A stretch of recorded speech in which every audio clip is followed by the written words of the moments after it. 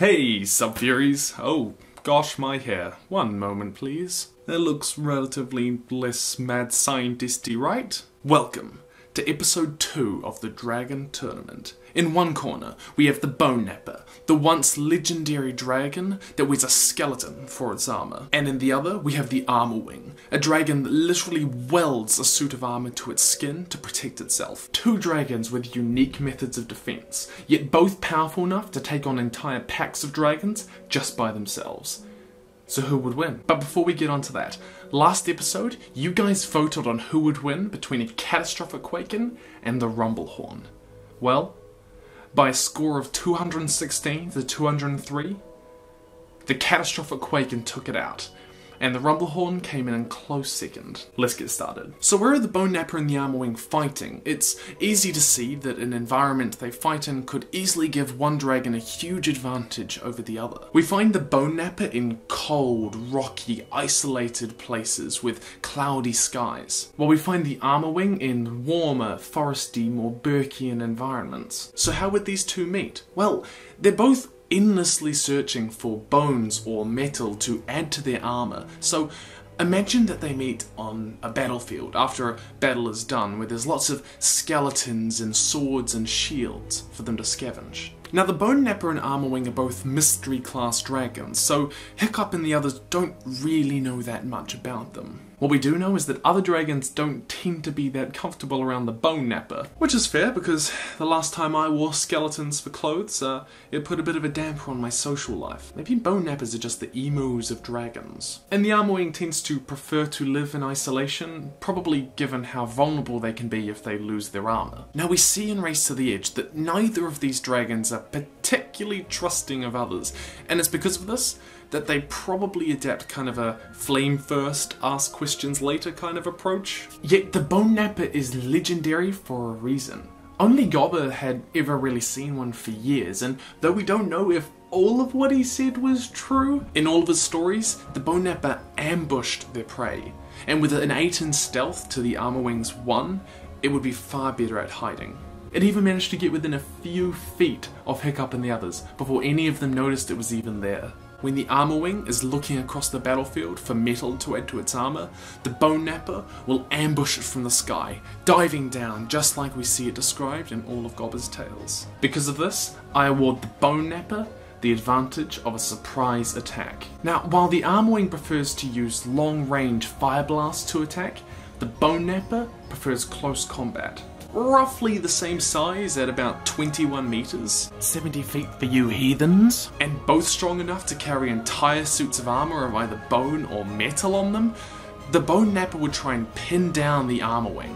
Now, the Armourwing has one of the strongest armor ratings out of all of the dragons at 50, but we see that the Armourwings typically only cover the vital areas like the neck, chest, and tail.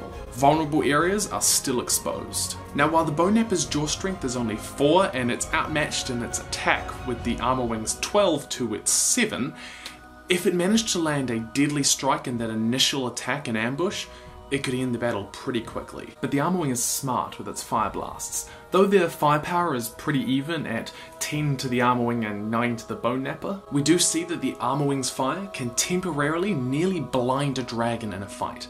It does this to both Stormfly and Toothless. The Boneknapper's fire in comparison is far less accurate and more like the Red Death's giant torrent of flame. We also see that it's not even hot enough to char bones, and the Armourwing easily deflects one of Hookwing's fire blasts with its wings.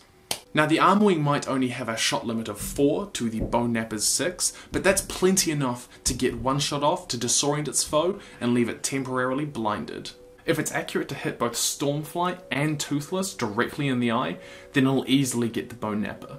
And it's because of this that I have to award the Armourwing the advantage of superior firepower. Now, an Armourwing will tend to retreat until their shot limit regenerates, and landing a blast to the eyes will give the Armourwing a quick escape to the skies. Did I just rhyme? About time. Cha! I know I'm not funny. Either way, only temporarily blinded, it wouldn't be long before the Boneknapper was back up and after the Armourwing. Angry from being blinded, and with the Boneknapper's speed of 10 to the Armourwing's 7, it would catch up with the Armourwing pretty damn quickly in the clouds. And this is where the Boneknapper's stealth comes in once again. With grey skin and clad in murky white bones, it would easily blend in with its cloudy surroundings. And even though the Armourwing wouldn't be so easily taken by surprise this time, as the two grapple in the skies, the Armourwing wouldn't be able to aim its fire blasts very well. And it's because of the Boneknapper's speed and stealth that I have to award it the edge in aerial combat. When the two begin fighting on the ground, it'll be a race to see who can break the other's armor and deal that killing blow. Now, the Armourwing's armor rating of 50 is high for a reason.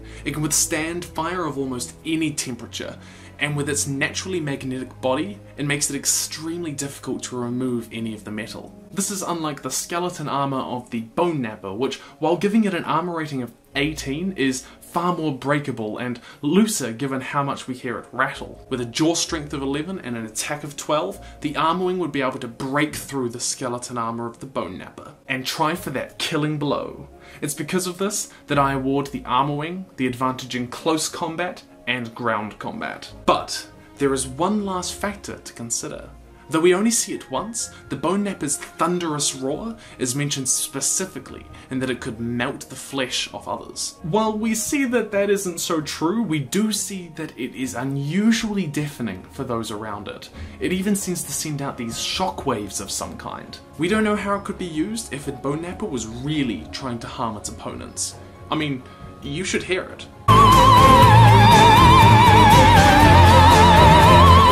Hideous, right? Because of that, I'm going to give the Boneknapper the wildcard advantage. On the one hand, the Boneknapper takes away the advantage in a surprise attack, aerial combat, and the wildcard, while the Armourwing takes away close combat, ground combat, and firepower. But this is the question. Who do you think would win? Do you think that the Boneknapper's roar will really make that much of a difference? Like the comment of the dragon that you think would win in the comments down below, and then give me a reason why you think that they would win. But that's all from me. If you enjoyed this video, then let me know of any other How to Train Your Dragon questions you have in the comments down below. By the way, I hit 7,000 subscribers, like, wow, thank you so much, Subfuries. I was at 5,000 just a couple of weeks ago, it felt. I mean, really, it's insane. But in the meantime, it'd mean the world if you followed me on Twitter, Wattpad, Facebook, or emailed me at the links in the description below. Thanks so much. Anyways, thanks for watching. I'll see you in the future.